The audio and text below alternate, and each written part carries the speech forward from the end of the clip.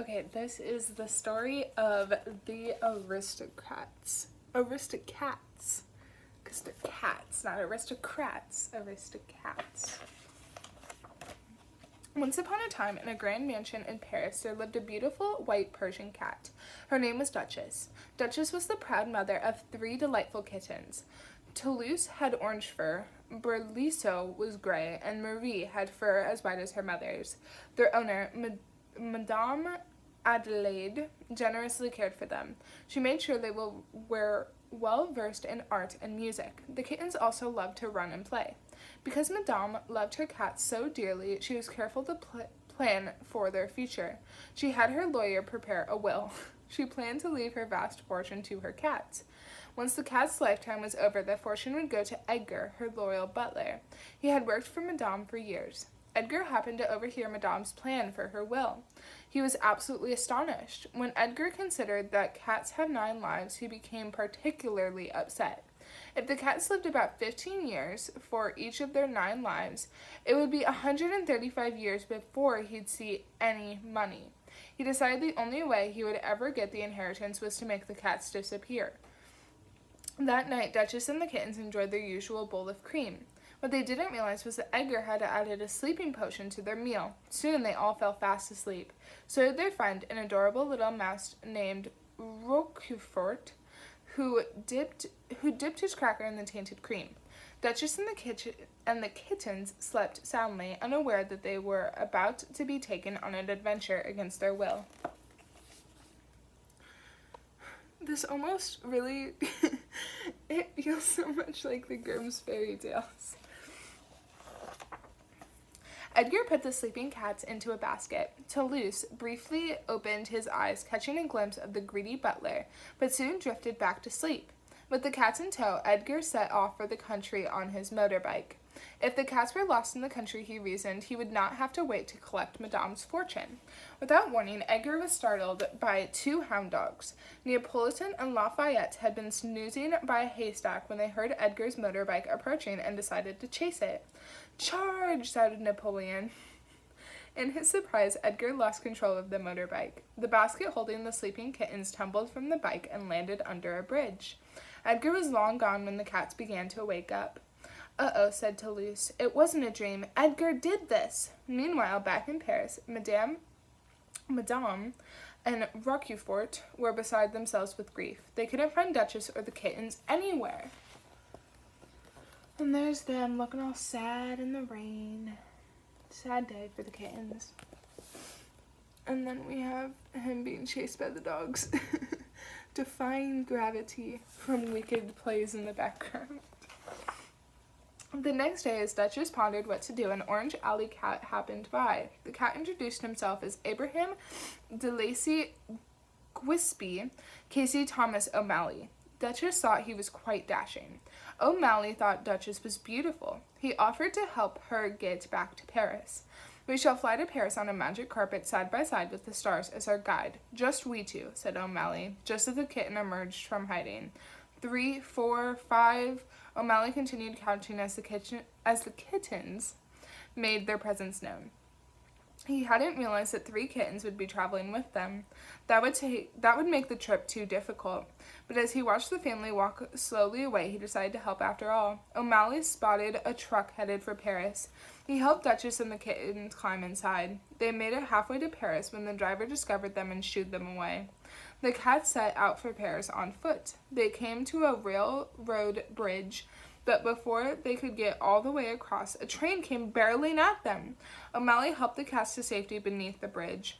Marie lost her footing and tumbled into the river below. O'Malley dashed to the rescue. He jumped in after her, clung to a log, and was able to grab Marie. He passed her up to her mother and saved the day. Such a nice cat.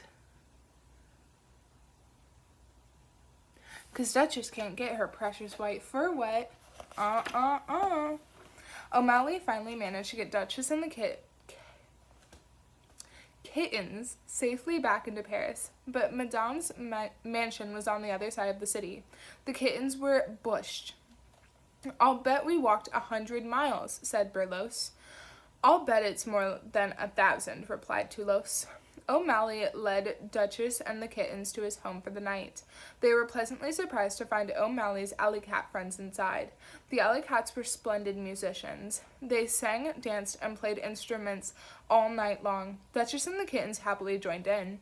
O'Malley explained to Duchess that these pals of his were the kind of friends everyone should have.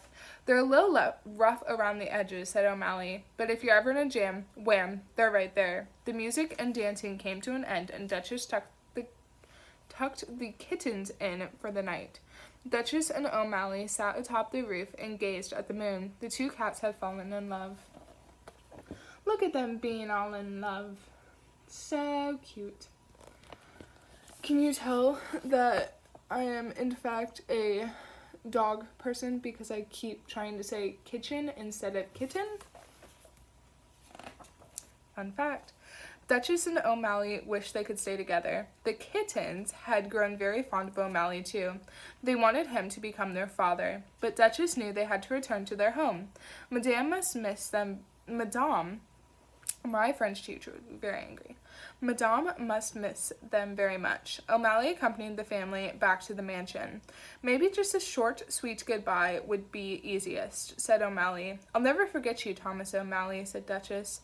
Duchess and the kittens went inside. Roquefort was excited to see them and tried to warn them about Edgar, but his warnings were in vain. The butler quickly scooped up the cats and put them in a sack. "I told you it was Edgar," said Toulouse. Shut up, Toulouse," said Berlos. Edgar took them to the barn and locked them in a crate headed for Timbuktu. Roquefort knew he had to act fast. He caught up with O'Malley and told him what had happened. After sending Roquefort to find his alley cat friends, O'Malley raced to the barn. The battle was on. Roquefort showed up with the alley cats just in time. The little mouse worked diligently to get the lock open as the alley cats attacked Edgar. The lock popped open and O'Malley lifted the lid. He jumped in to help the kittens to safety, and Edgar broke free and slammed the lid shut. O'Malley, Duchess, and the kittens were trapped inside. Uh-oh. The kittens are trapped. Oh, God. The alley cats attacked Edgar again. They dropped a bale of hay right on his head. Then they attached a hook to his suit jacket and swung him through the air. Edgar's feet hit the crate, knocking the lid open. O'Malley, Duchess, and the kittens leaped to safety. Then Frou-Frou, Madame's horse, oh my God, gave Edgar a fine horse kick. The greedy butler landed right inside the crate. The lid shut and the crate bounced out of the barn. As luck would have it, the delivery truck was just pulling up. Soon it was Edgar who was on his way to Timbuktu. Duchess and the kittens returned to the mansion. Madame Adelaide was delighted they were home. She eagerly welcomed O'Malley into the family. After a family portrait, she revealed another surprise. Downstairs, they were greeted by their alley cat friends. The cats were playing their instruments and everyone began dancing. Madame let all of the cats stay at her home, where they all lived happily ever after. Fun fact, the Aristocats is just how you become a crazy cat lady. That's the underlying theme.